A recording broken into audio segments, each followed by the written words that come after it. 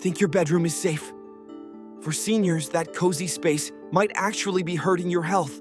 I've uncovered 5 things you should never keep there, especially number 5, which almost everyone misses. 1. Old pillows.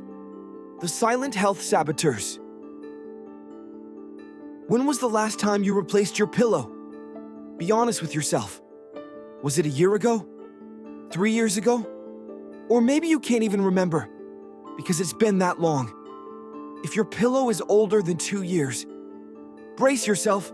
You're probably sleeping on a microscopic party zone for dust mites, mold, and a whole host of allergens that could be quietly wrecking your health.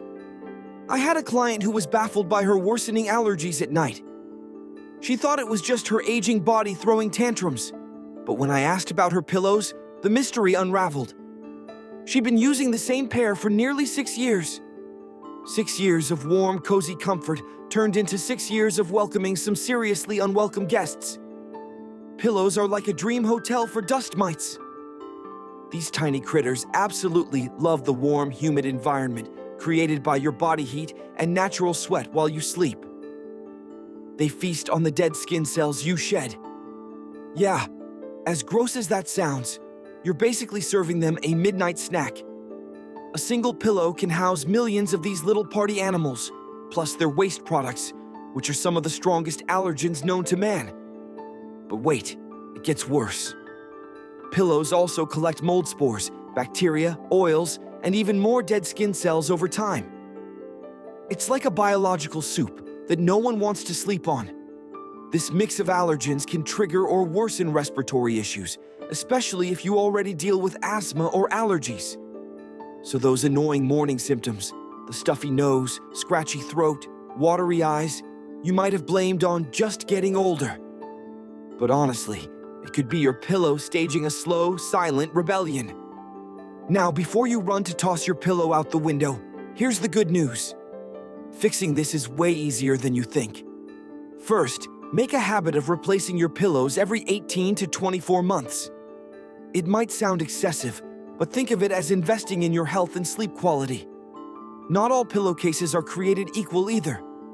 Just using a regular pillowcase won't stop these tiny invaders. You want to invest in pillow protectors, which act as a barrier against allergens and help keep those dust mites out. Washing your pillowcases weekly in hot water, like 60 degrees Celsius or higher, also does a great job killing dust mites and clearing away some of the buildup. If you want to go all in on comfort and cleanliness, consider hypoallergenic pillows made of materials like memory foam or latex. These are less hospitable to mites and mold, giving you an extra layer of defense. Personally, I started using pillow protectors under my pillowcases a while back, and the difference was shocking. My morning sinus congestion eased up noticeably within just a week. No more waking up feeling like I just run a marathon through a dusty old attic. Sometimes the simplest changes, like switching out your pillow or adding a protector, can make the biggest difference in how you feel every day. So, if you haven't thought about your pillow in a while, maybe it's time to take a closer look. Your health will thank you. 2. Underbed clutter. The trap you can't see. You know that saying, out of sight, out of mind? Well, it definitely doesn't hold up when it comes to what's hiding under your bed. I'll be honest, I used to be just like you, stuffing that space full of seasonal clothes, old photo albums, random junk I couldn't quite let go of. It felt like the perfect storage spot. Out of sight, out of mind, right? Except, turns out, it's a dust magnet like no other. The space under your bed is basically a magnet for dust, and when it's packed with boxes, bags, or anything else, cleaning becomes a nightmare. You can't really get in there properly, so dust just piles up. And where there's dust mites, mold spores, and allergens galore. It's like a tiny allergen convention happening right beneath your feet every night. Now, here's where it gets really sneaky. When you're tossing and turning in bed, you're stirring up all those dust particles and sending them flying straight into your breathing zone. And since our breathing deepens during sleep, you're basically inhaling a cocktail of allergens all night long. No wonder you wake up feeling stuffy or congested like you've been wrestling a dusty old attic. But the trouble with underbed clutter doesn't stop at allergies. A lot of seniors don't realize that having all that mess beneath you can mess with your sleep in other ways too. Your brain picks up on the disorder even if you're not consciously aware of it. That low-level stress or sense of chaos can keep you from slipping into deep, restful sleep. It's like your subconscious is tossing and turning along with you. And here's something nobody likes to think about. Clutter under your bed can turn into a serious hazard. In case of an emergency, it could block your quick exit or trip you up when you need to move fast. Not exactly the peace of mind anyone wants, especially in their own bedroom. So what's the solution? First, clear out everything from under your bed. I'm talking a full-on spring cleaning session.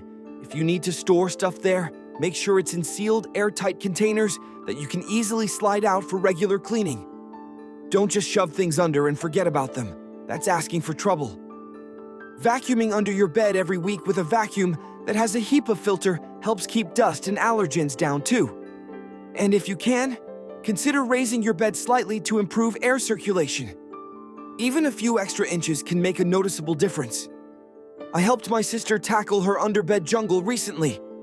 Years of stuff I might need someday got tossed, donated, or packed into proper containers.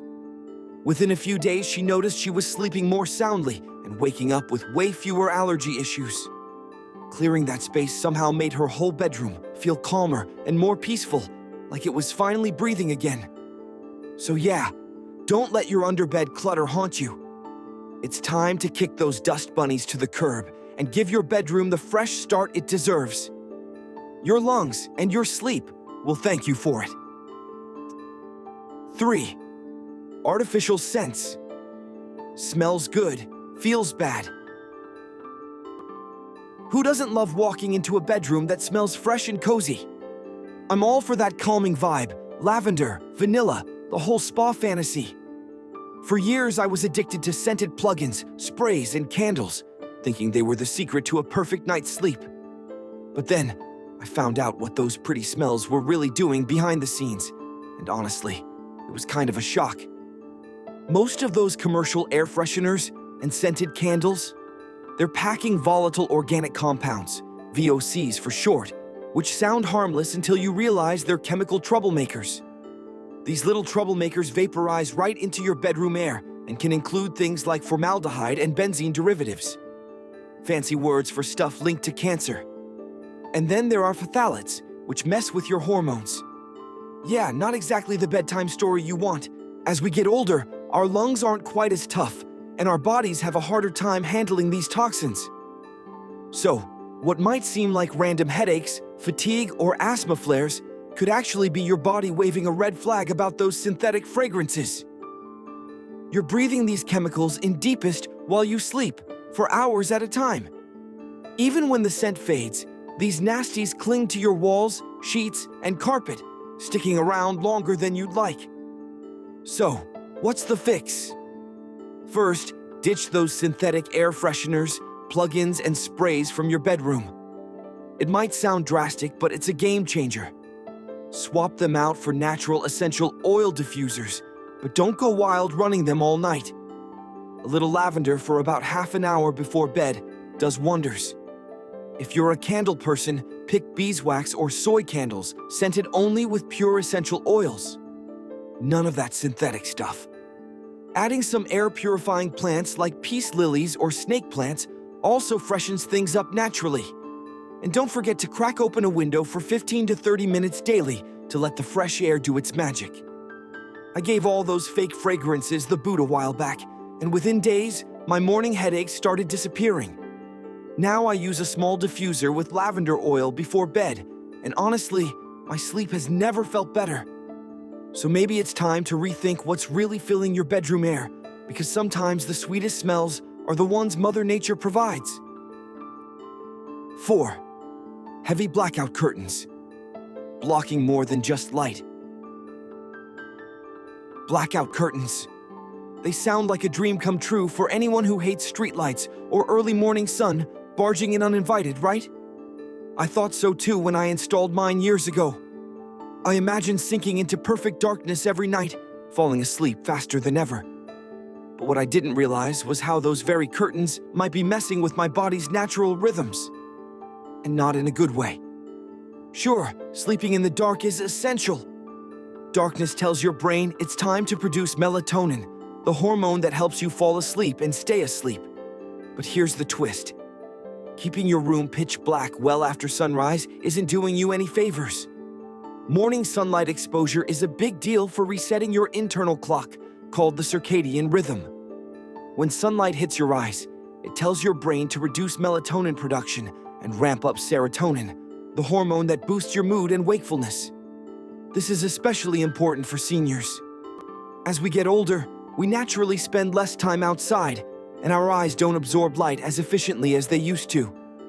That means less blue light, the kind that signals daytime to your brain. Without enough morning light, your circadian rhythm can get out of sync, leading to restless nights and groggy mornings. A study from the University of Surrey found that older adults who get regular morning blue light sleep better at night and feel more energetic during the day. So those heavy curtains, while great for blocking light at night, might actually be stealing those vital morning rays. And there's more. When blackout curtains stay shut tight all day, they cut off airflow in your bedroom. Stale, trapped air can build up indoor pollutants and reduce oxygen levels, which doesn't exactly scream fresh morning energy. Poor ventilation is linked to headaches, brain fog, and that sluggish morning feeling many seniors complain about. So, keeping your bedroom air moving is just as important as controlling the light. So what's the fix? Keep using your blackout curtains at night. They do their job well. But come morning, open them wide within 30 minutes of waking up. That's your cue to let the sunshine flood in and hit your eyes with that crucial blue light. If fumbling with curtains isn't your thing, get some tiebacks or a smart home system that automatically opens them for you. If you can't get outside right away, spending 15 to 30 minutes near a sunny window can work just as well. And while we're at it, crack open a window at night if the weather's nice. That little bit of fresh air circulation helps keep your room from turning into a stale box, so you wake up feeling clear-headed instead of foggy. I started making this simple switch, opening my curtains each morning while sipping my tea, and it made a huge difference. Falling asleep at night became easier, and waking up felt less like a battle with my alarm clock and more like a gentle nudge from the sun. Sometimes it's the small habits that have the biggest impact. So give your body that natural light boost and breathe a little easier. Your sleep and your mornings will thank you. 5. Electronic devices in the bedroom. The modern sleep thief. This is the bedroom hazard most seniors overlook, yet it might be the most damaging of all. It's so easy to reach for your phone or tablet before bed, right? Checking the news, scrolling through social media, or just zoning out with a quick game. It all feels like a way to relax after a long day. I used to do it all the time. What I didn't realize was that this simple habit was quietly wrecking my sleep. Electronic screens emit something called blue light. This blue light basically tricks your brain into thinking it's still daytime. Normally, as night falls, your brain ramps up melatonin production, the hormone that helps you fall asleep and stay asleep. But that blue light?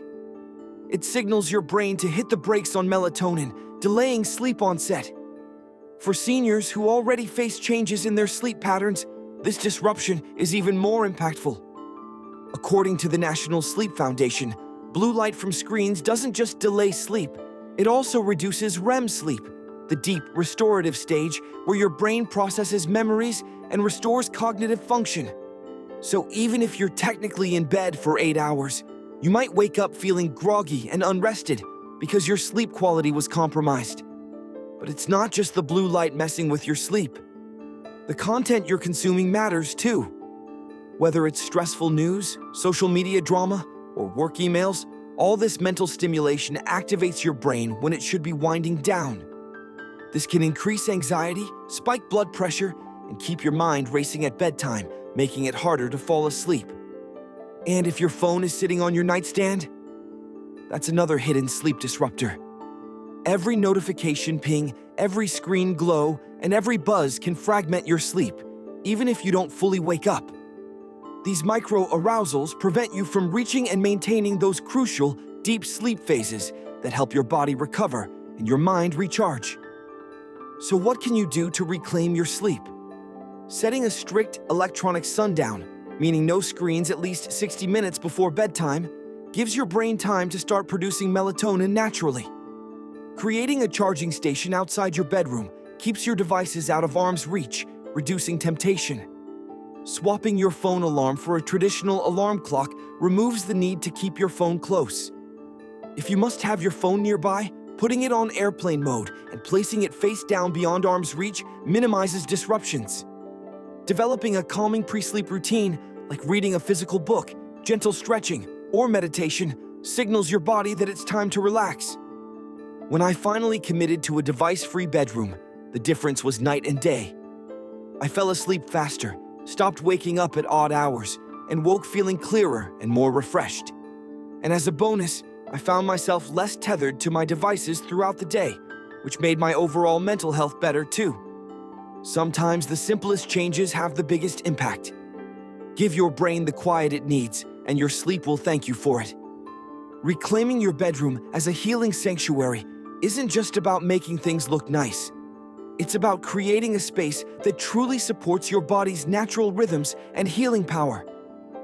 Each change you make, whether it's swapping out old pillows, clearing out the dust under your bed, ditching synthetic air fresheners, welcoming morning sunlight, or removing electronic devices, brings you closer to nights of deep, restorative sleep.